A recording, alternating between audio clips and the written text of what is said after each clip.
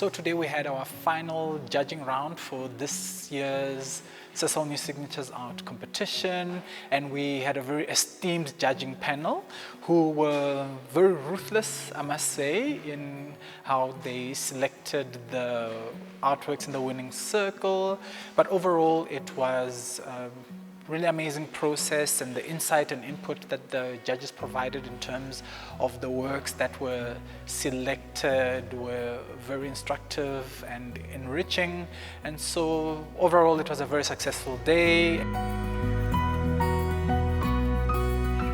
Quite interesting. There's a lot of works that deal with the personal well-being and well-being of others in terms of personal mental problems, or owed to parents who have sacrificed, or dealing with gender issues. And I think these are very contemporary matters that are part of discourses in society. It's notable the number of works that deal specifically with gender violence and gender identification.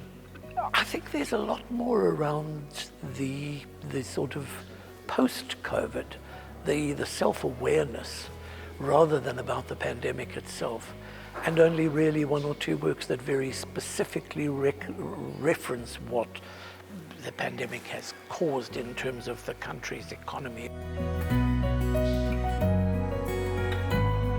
We're actually starting to get back into the swing of it, and people are going to galleries again, competitions are coming up again, and people are still creating. It doesn't matter, what the situation is, they create. It's in our blood.